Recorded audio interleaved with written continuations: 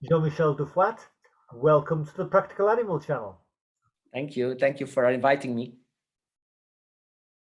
Jean-Michel, please can you describe your career from the start to date? So first, I started in 1999 as a falconer with my first birds of prey. I still have my male, Pico, my Harris hawk, which is 23 years old this year. He's still breeding. He has a female that I imported in 2003 from the United States of America. And they still a stable couple since then. So when I started, I worked in a zoo called Peridaisa, and I started working there as a guide, and I did this in my free time. So I worked as a Dutch, English, and French-speaking guide for the tourists who came to visit the park. So they had some huge successes in the past. They were the first park to breed Schoenbeck Oivar, which is a stork who lives in Africa, Siberian cranes, which they were the first as well. And now they have giant pandas. They have 5 giant pandas, which they breed from. It was quite a success. In 2003, I imported my female, as I said, from America, but I also took courses to be a welder and a falconer in that time. So I weld my own aviaries. I'm a welder, professional welder for factories independently, but I work as a subcontractor for different companies. And so I moved abroad. I moved to Wales to work for IWC, International Wildlife Consultants. And that was in 2008. And when I came back, I wanted to do something with the knowledge I got there. So I moved abroad to learn more about artificial inseminations with falcons. And so in 2011, I started my company, which is Rapax Birds of Prey. Rapax means predator in Latin. And rapace en français, it's raptor. It's a bird of prey in French. So that's why I took this name as my company name. Fantastic. So you worked at International Wildlife Consultants in Wales under the guidance of Dr. Nick Fox? Yes, that's true. Yeah. For the benefit of subscribers and viewers, I'll just mention that Dr. Nick Fox is the author of the best-selling Understanding the Bird of Prey, isn't he? Yeah. What was it like working there? It was an experience. Of course, you're abroad, and well, I had to start from zero. I had to start making new friends. I had 2 awesome supervisors, Diana Durman Walters, which is an author of a book as well. I think several books, but I'm not sure about that. And Martin Patterson, which is an incubation specialist who works for Brinsea as well, and is testing Brinsea incubators. So which they were my supervisors. And of course, there was other staff which were very knowledgeable and which I learned a lot of things from them. Yevgeny Shergalin, Dr. Andrew Dixon, his wife was working there as well. So they were often away. They were in Mongolia for conservation projects. And of course, Nick Fox, which was doing a lot of things in New Zealand and was working for Falcons for Grapes. Jean-Michel, what has been the proudest moment during your career with Birds of Prey? The proudest moment, I remember the day I got my first pair of peregrines, and last year I added gerfalcons to the collection. So yeah, those were my these were achievements because they're kind of a status. They're a status. It's like owning a big car or a fancy house. For me, it was. I remember the day, and I think now I have over 45 falcons, a lot of peregrines which I bred from and which are my own, which were born here. So a few years ago, I remember the very first day I got my own peregrine falcons. So yeah, they're big achievements. Yeah. Jean-Michel, what are the skills, experiences, and personal qualities that have been key to your success as director of Rapax Falconry? I don't do any shows, so I basically only do the breeding. I have quite a temper. I am not I am not very calm around people, but I am very when babies or chicks or eggs are around. So yeah, I tend to do the right things, and these are when I'm around chicks, I am really calm, and I am very determined to get the egg out and the chick big. So yeah, that's one of my big qualities. I am a welder. I was a painter. I used to teach painting in school, but I started to weld in evening courses to make my own aviaries. So I am quite handy. I am lucky about that, but I make my own aviaries, so I can build whatever I want. So I read a lot, and if I read about birds, then I can apply them on the practical side. And when for a falcon you need specific type of aviary, so that's a good thing. I can make it myself. Jean-Michel, you work with birds of prey. What is your biggest guilty pleasure at work? Definitely the breeding season. When I can work with the incubators, when I can raise chicks, when children are around and they can feed the chicks when they are not when they're just hatched, but when they tend to be a little bit bigger.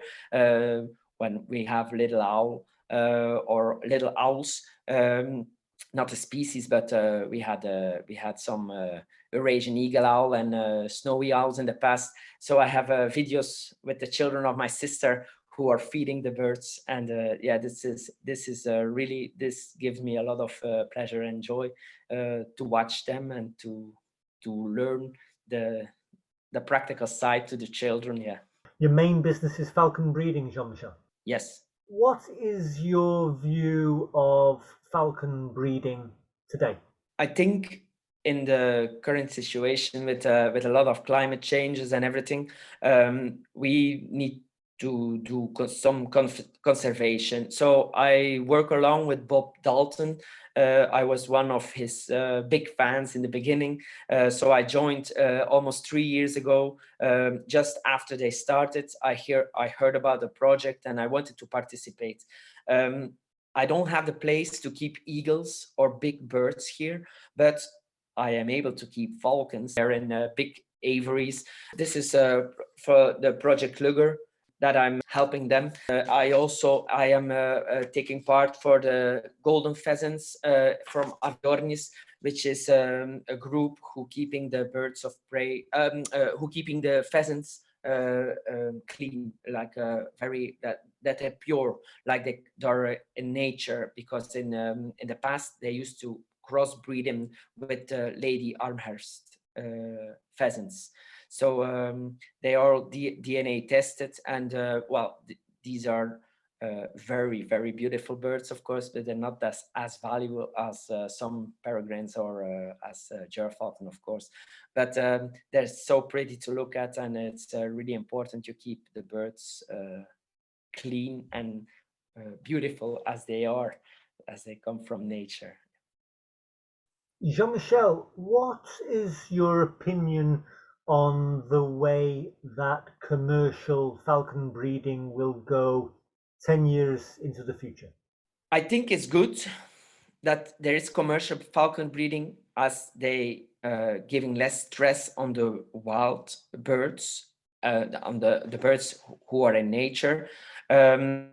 Falconry is is a very old sport.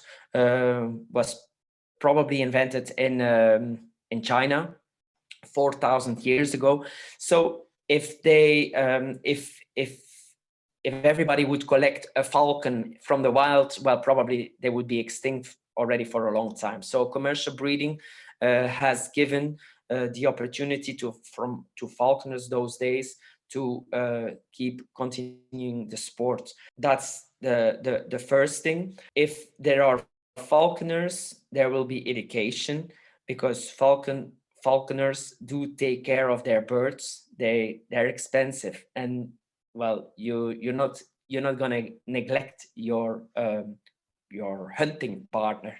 So if there is education, there's conservation, because if you know it, then you can love it. But if you don't know it, well, there will probably nobody will get in touch with it, and they will not know about it.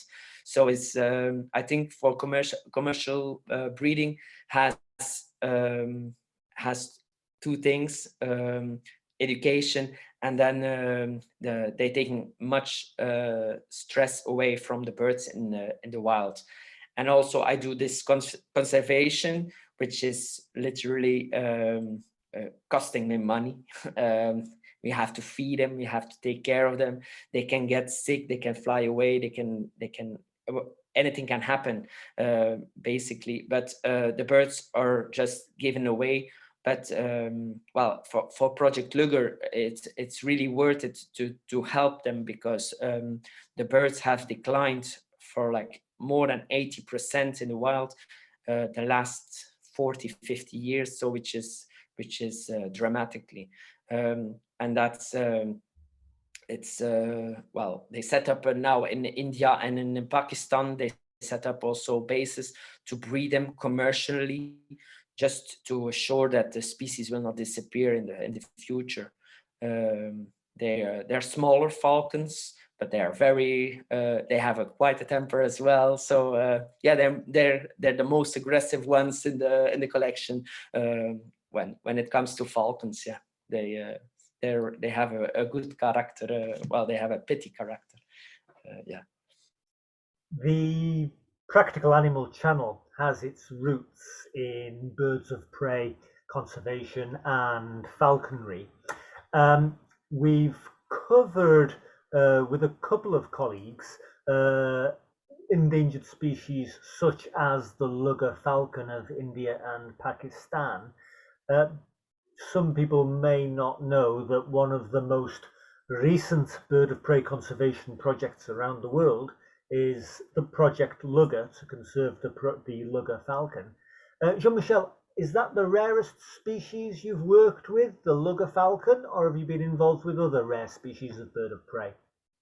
I mentioned the pandas from the zoo. So when you work there as a guide, then you often get access to doors that normal visitors wouldn't have. So I think the rarest species is cleaning mucking the panda space out, and I have like a meeting with a panda, of course, after behind barriers, because it's a bear. It can be dangerous. So it was a pleasure. I don't have pictures because I was not allowed, but the memory is here. So that's and in Wales, I used to work with New Zealand falcons. That was the only center who had them out of who had the birds out of New Zealand. So they were coming, they were living in the wild in New Zealand, and Dr. Fox used to have them. But I know there are some falconers who working with New Zealand falcons. So that's quite a rare species I worked with there as well. I was responsible to take care of the Luger Falcons and the Aplomados from Dr. Fox when I was back there in 2008, 2009. Yeah, so. Fantastic. And you worked with Aplomado falcons from South America? Yes, I did. Jean-Michel, what is your best bird of prey fact, please? That they all have a name. So all my birds have a name, and I think it's important because we're working with individuals, and so we're talking about the white couple, but the white couple is Kirchen, which means sherry in German, and Sobral, which is a male from Portugal. I named him after this. This is actually my best breeding couple of peregrines right now, and they make huge females. I keep them all back. So because this is the white couple, I named the youngs after white. So I have Weiss, Bianca, Blanco, Blanche, which is all white. So I keep them back, and of course I'm very proud that I have one of the oldest couple of Harris in Belgium. I think there are a few others, but I have a really special bloodline. I imported in 2003 the Harris Hawk from the United States, and they're one of the stablest couples in Belgium, and they produce nice young as well. So it is really important that there were not no consanguinity. I don't know if I say it right, but they're unrelated to each other. They're unrelated totally. So yeah, this is he's 23 years old. That's one of my very first birds ever. So yeah, that's the aim of this channel is to provide advice for people who want to work with animals. Jean-Michel, at your facility, do you take on volunteers to help with the birds of prey? I do not take on volunteers, like I don't have the accommodation for it, but there are a few people who are helping me. I cannot do it on my own. I have my partner who helps me every day. I have a friend, falconer, Dietmar Potvin, which is a good falconer. He has a few birds. When I go on a holiday, he's taking care of the birds. I cannot leave it like as is and then go for 2 or 3 days. That wouldn't be okay. Another friend, when I was in Wales, Olivier de Tramazure. He took care of my birds of prey when I was in Wales, so he did that for a whole year. He didn't live far away, and then of course I have the children of my sister, and she has 4 children, 2 boys and 2 girls. Practically every Sunday they come and help us with to take care of the birds and to feed the birds of prey, and also to feed the quail, because I breed my own quail to give to the raptors, of course. Yeah, so they come and help.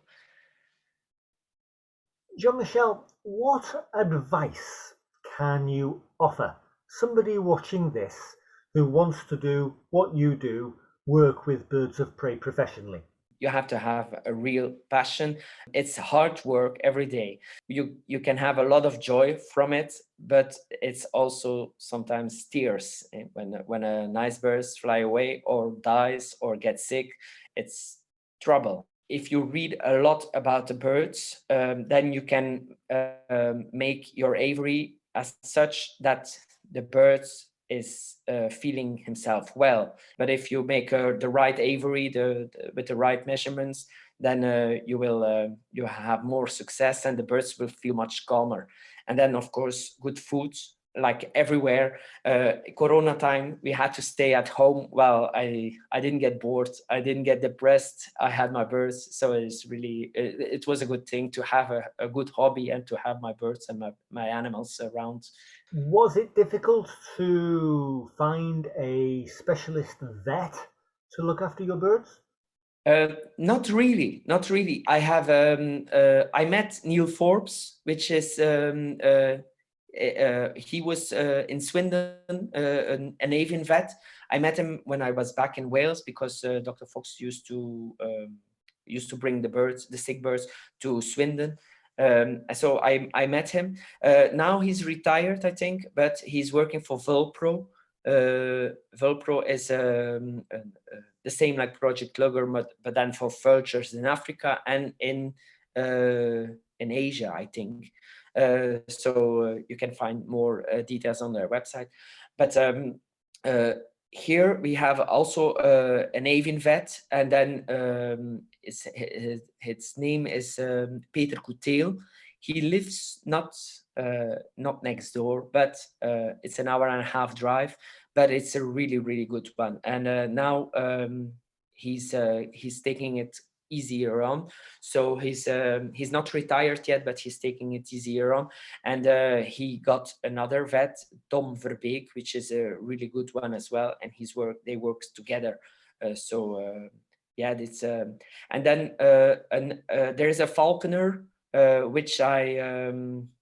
which is working with Birds of Prey, of course, and he took classes to become a vet too, and he's quite specialized in it. He lives in Ghent, near Ghent, Roeland van Weensbergen, but it's not that difficult to find good vets. I didn't have any bad experience about that. Yeah, so. Jean-Michel, is bird flu a problem in Belgium? Sometimes, I know my chickens has to be under netting, and well, my neighbor he holds chickens in a barn. He has 20,000 of them, so I have to keep the regulations. I cannot do whatever I want. There are pigs on this side, there are chickens on that side, so there are cows around, so we have to have some sanitary measurements. It would be bad to just do whatever you want and then bring the company from my neighbor in danger.